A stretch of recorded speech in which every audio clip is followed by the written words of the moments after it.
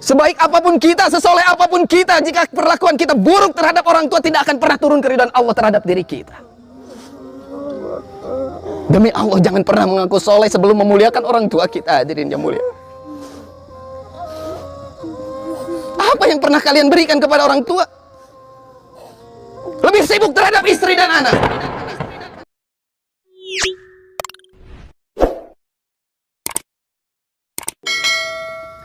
Assalamualaikum warahmatullahi wabarakatuh.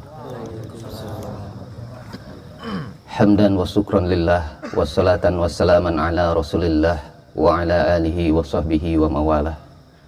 Ashhadu an la ilaha illallah wahdahu la syarikalah, wa ashhadu anna muhammadan abduhu wa rasuluhu alladzi la nabiyya ba'dah. Allahumma salli wa sallim wa barik ala sayyidina Muhammadin wa ala alihi wa sahbihi ajmain, amma ba'du. Qala Allahu ta'ala fil kitabihil karim, ya ayyuhan nasu budu rabbakumul ladzi khalaqakum walladzina min qablikum la'allakum tattaqun. Shadaqallahul azim.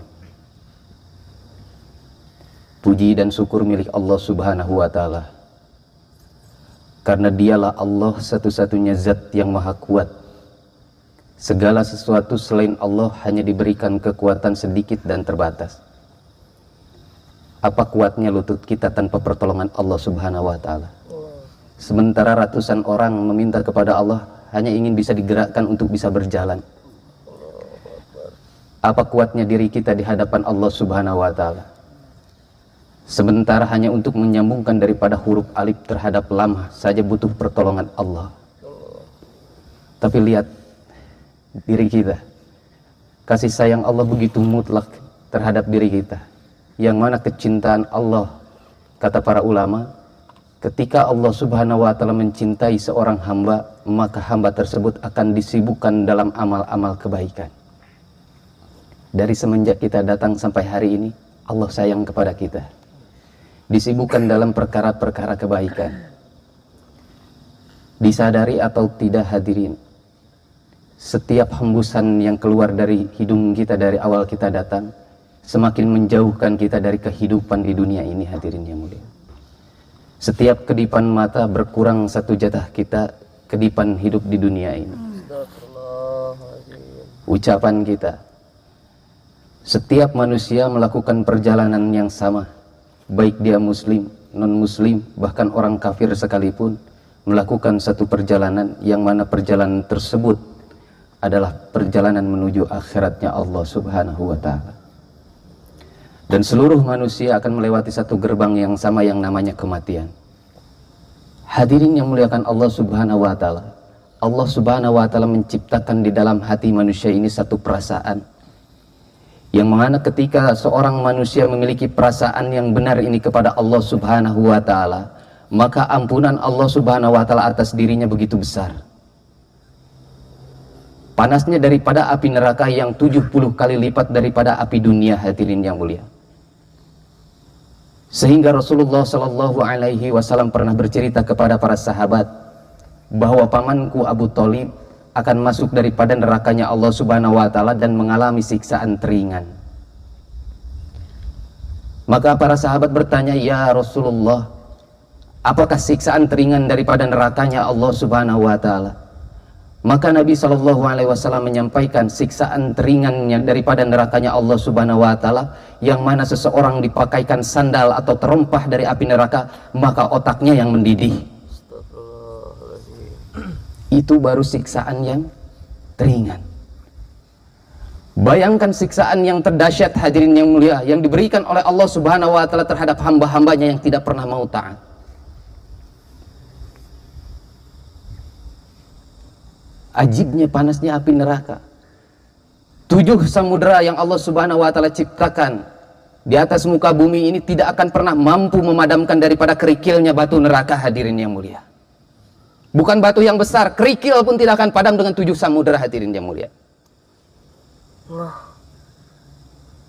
Tapi ajib, hanya dengan 2 tetes air mata yang disertai rasa takut kepada Allah, maka lautan daripada api neraka akan padam, hadirin.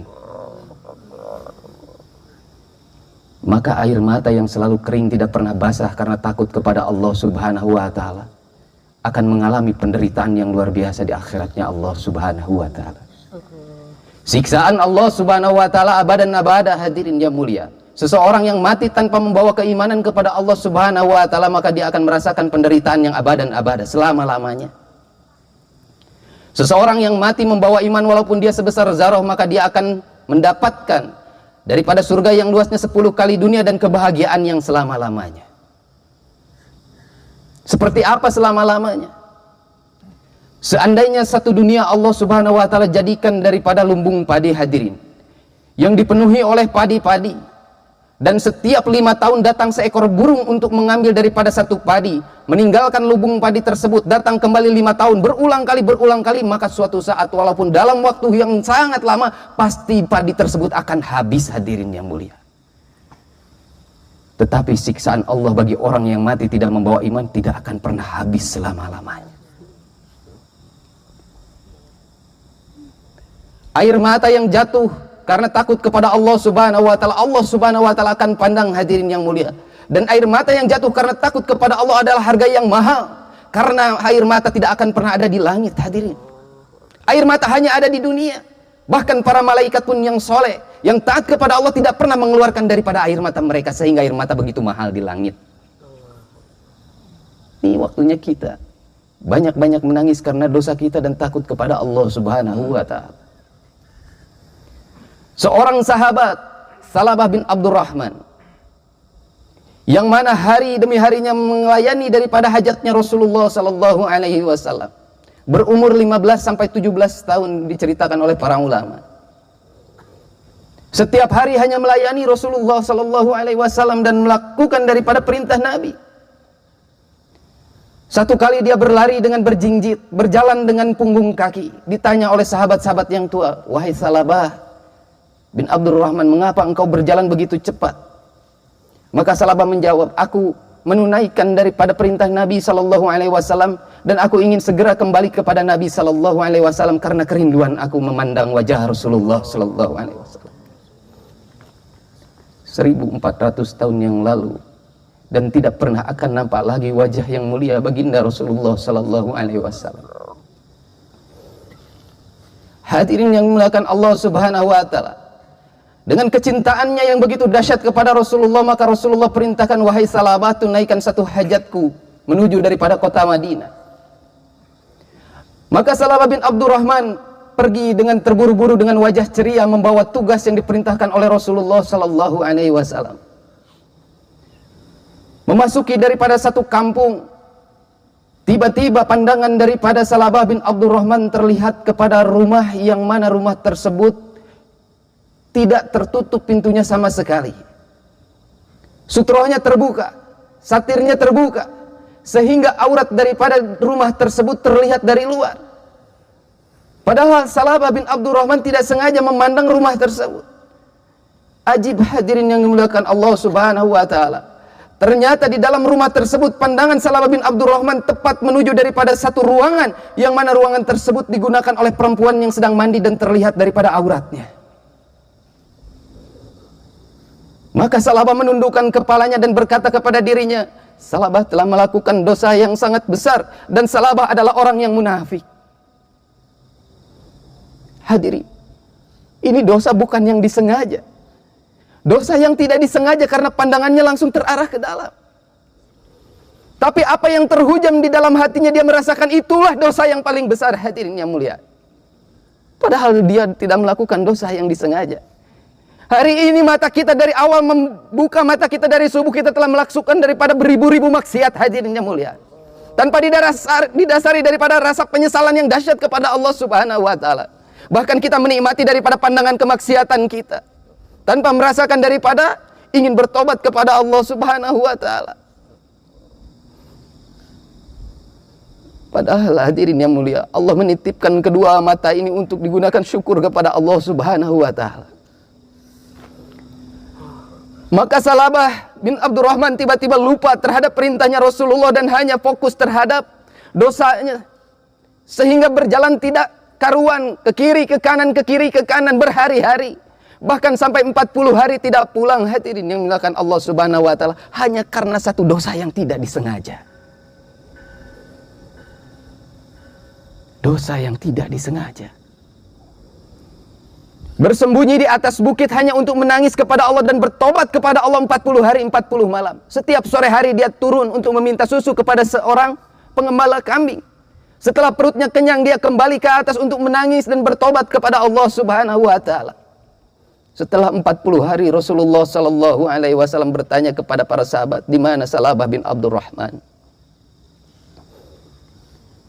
Hari itu saling menengok daripada sahabat-sahabat tua dan berkata, "Benar, telah lama Salabah bin Abdurrahman tidak ada dalam pandangan kita."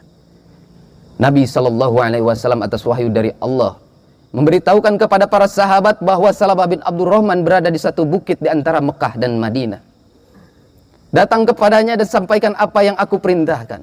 Maka diutuslah dua sahabat tua, yang mana Salman Al-Farisi bersama Umar bin Khattab radhiyallahu anhum. Berjalan keduanya, hadirin yang mulia, membawa pesan daripada Rasulullah sallallahu alaihi wasallam untuk membawa kembali pulang Salabah bin Abdurrahman. Sampai di tempat yang dituju, ditemui satu pengembala dan ditanya, "Wahai pengembala, apakah engkau melihat seorang pemuda dengan wajah yang selalu berseri-seri dengan indah, dengan penampilan seperti ini, seperti itu, cirinya seperti ini, cirinya seperti itu?" "Wahai Tuan, aku melihat pemuda yang engkau ceritakan. Memang ciri-cirinya seperti itu, tapi dalam wajahnya tidak sedikit pun aku melihat kegembiraan, melainkan wajah raut kesedihan." Maka Salman dan Umar bin Khattab berpikir, mungkinkah dia adalah Salabah bin Abdurrahman? Maka ditunggu sampai sore hari, hadirin yang mulia. Ternyata benar, dari kejauhan titik hitam terlihat turun daripada arah bukit, menuju daripada dasar bukit, hadirin yang mulia. Dengan terbopol-bopol lemah dalam ayunan langkahnya, ternyata itulah Salabah bin Abdurrahman. Maka diteriaki oleh Umar bin Khattab, "Wahai Salabah bin Abdurrahman." Salabah bin Abdurrahman mendengar suara Umar bin Khattab, kembali berlari ke atas bukit. "Umar, tinggalkan aku adalah orang yang munafik. Umar, pergi, tinggalkan aku, jangan kejar aku, jangan kejar aku." Maka dikejar oleh Salman dan Umar bin Khattab, dikatakan, "Wahai Salabah, mengapa engkau berlari dari kami? Tinggalkan aku, karena aku adalah orang yang sudah melakukan dosa besar dan aku adalah seorang yang munafik." 40 hari 40 malam, hadirin, hanya untuk mentobati dosa yang tidak disengaja. Hari ini siapa kita, hadirin? Demi Allah tidak lebih mulia daripada sahabat, tapi sombong kita melebihi sahabat. Merasa orang paling soleh, merasa orang paling memiliki surga, hadirin.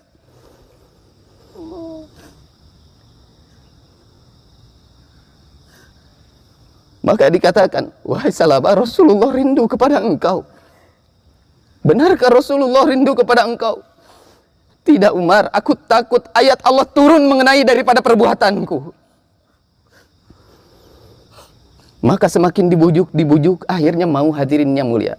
Dalam perjalanan pulang lemah daripada tubuh Salabah bin Abdurrahman, maka bermusyawarah di antara kedua sahabat tua, bagaimana ini Salabah diantarkan ke Rasulullah atau diantarkan kepada ibunya karena dia masih remaja. Akhirnya disampaikan kepada ibunya. Tiba kepada Rasulullah, Rasulullah mengatakan, "Di mana Salabah?" "Ya Rasulullah, kami kembalikan kepada orang tuanya karena Salabah sakit." "Perlukah kami membawanya ke hadapanmu ya Rasulullah?" "Tidak, biarkan aku yang menjenguknya." Lihat bagaimana akhlak Rasulullah sallallahu alaihi wasallam mendengar orang yang sakit, yang mana hak bagi setiap muslim yang sakit mendapatkan jengukan daripada muslim yang sehat. Berapa banyak orang sakit di sekitar kita, berapa banyak langkah kita yang kita gunakan untuk menengok mereka. Rasulullah berjalan dengan para sahabat, hadirin yang mulia, sampai di rumah Salabah. Ditemui ibunya, kemudian Rasulullah masuk. Dilihat Salabah bin Abdurrahman dalam keadaan lemah. Maka diucapkan salam kepadanya. Salabah bin Abdurrahman menjawab salam Rasulullah dengan memalingkan wajah karena takut Rasulullah membawa ayat mengenai dirinya.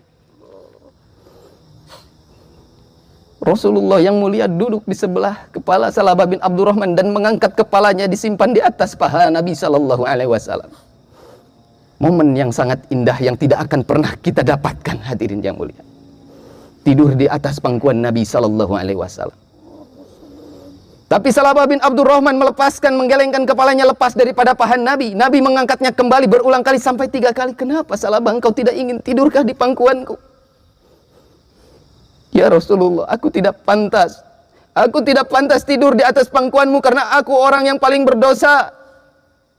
Wahai Salabah, engkau telah melakukan apa sehingga engkau tidak pulang kepadaku 40 hari, 40 malam. Maka diceritakan dengan perlahan, ya Rasulullah, ketika engkau memerintahkan aku untuk menunaikan satu hajat engkau, aku melihat rumah yang mana pintunya terbuka dan aku melihat seorang wanita tanpa aurat sedang mandi terlihat oleh mataku. Maka hari itu aku merasakan bagaimana Allah Subhanahu wa taala murka terhadap diriku. Seakan aku telah melakukan dosa yang sangat besar. Nabi SAW tersenyum dan mengatakan, wahai Salabah bin Abdurrahman, sungguh mulia engkau. Allah telah memaafkan engkau karena itu adalah satu dosa yang tidak disengaja. Hanya perkataan Nabi yang bisa menenangkan hati beliau. Yakin terhadap hadis Rasulullah Sallallahu Alaihi Wasallam. Hari-hari kita membaca hadis, sejauh mana kita yakin terhadap ucapan Rasulullah Sallallahu Alaihi Wasallam. Benarkah Allah telah mengampuniku? Ya Rasulullah, benar Salabah. Namun tiba-tiba Salabah mengatakan, ya Rasulullah, namun tubuhku seakan-akan setiap daripada dagingku, begitu banyak semut yang menggerogoti jantung daripada dagingku di antara tulang-tulangku. Nabi SAW paham karena di depan rumahnya Ijrail telah berdiri, hadirin yang mulia.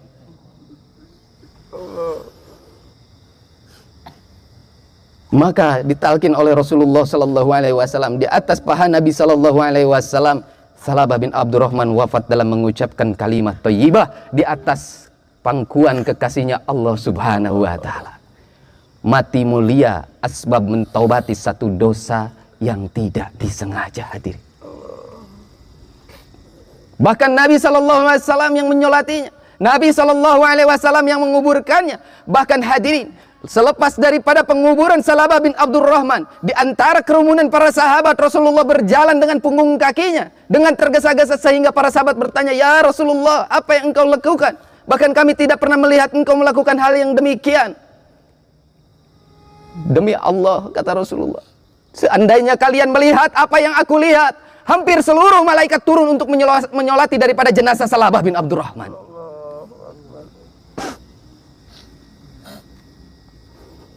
Kematian yang mulia seperti apa yang kita harapkan, hadirin yang mulia, dengan dosa yang banyak seperti ini. Jangankan memikirkan dosa diri kita, hadirin. Hari ini pun kita merasa orang yang diridhoi oleh Allah. Bagaimana keadaan orang tua kita di rumah? Apakah sama dalam keadaan yang diridhoi oleh Allah? Hari ini kita merasa diridhoi oleh Allah. Bagaimana keadaan nenek kita di alam kubur? Apakah sama diridhoi oleh Allah? Kakek kita. Hari-hari kita hanya memikirkan orang tua kita bahagia dengan harta, tapi tanpa pernah mendoakan mereka dengan tetesan air mata. Terbayangkah orang tua kita sedang merenggangkan nyawa ibu kita dengan urat-urat yang hampir putus ketika melahirkan kita, hadirin yang mulia. Tapi lisan kita setelah jahat, pernah jahat terhadap ibu kita, menyakiti daripada hati ibu kita. Bahkan seorang ibu demi Allah akan menyembunyikan daripada air mata jauh daripada pandangan seorang anaknya, hadirin. Tapi lisan kita terlalu jahat, hadirin yang mulia. Padahal demi Allah tidak akan pernah ada keridhaan Allah tanpa pernah ada keridhaan orang tua. Bayangkan orang tua kita yang sudah di alam kubur. 2010, hadirin yang mulia. Allah tarbiyah saya, Allah uji saya dengan 9 orang. Allah Subhanahu wa taala ambil seluruh nyawanya, hadirin, termasuk ibu. Bahkan tidak disisakan satu saudara pun, kecuali satu saudara perempuan, hadirin yang mulia. Hari ini saya menyesal tidak pernah bisa mencium daripada kening orang tua saya. Saya menyesal tidak pernah bisa memberikan daripada kebahagiaan terhadap mereka, bagaimana akhlak yang baik terhadap orang tua. Coba pikir, hadirin yang mulia. Sebaik apapun kita, sesoleh apapun kita, jika perlakuan kita buruk terhadap orang tua, tidak akan pernah turun keridhaan Allah terhadap diri kita. Demi Allah, jangan pernah mengaku soleh sebelum memuliakan orang tua kita, hadirin yang mulia. Apa yang pernah kalian berikan kepada orang tua? Lebih sibuk terhadap istri dan anak. Mengunjungi setiap hari saja tidak mampu. Demi Allah hadirin, jangan pernah sampai merasakan apa yang saya rasakan.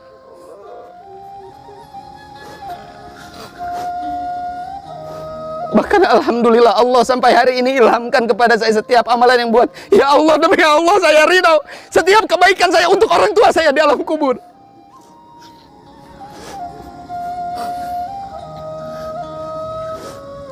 Antum orang soleh, calon ahli-ahli surga. Orang tua tidak pernah menuntut banyak. Mereka tidak pernah bahagia dengan harta.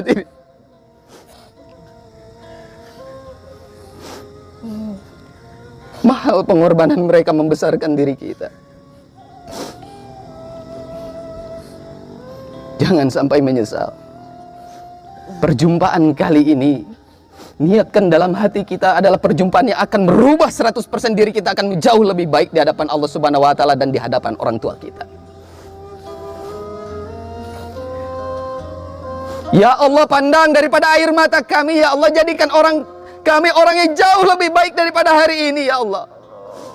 Ya Allah, maafkan lisan kami yang sempat daripada menyakiti hati orang tua kami, yang senantiasa jahat menyakiti hati orang tua kami, ya Allah. Ya Allah, ya Rahman, ya Rahim, muliakan mereka demi Allah dunia dan akhirat.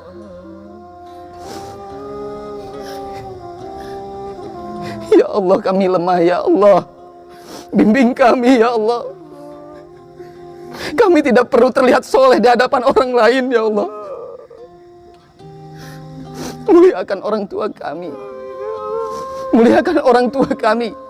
Segala sesuatu yang kami buat kebaikan ini, ya Allah, alirkan terhadap orang tua kami yang masih hidup.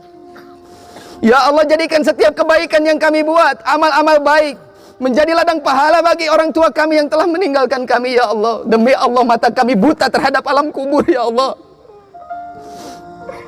Mata kami buta terhadap siksa kubur, ya Allah. Maka ya Allah, ya Rahman, ya Rahim,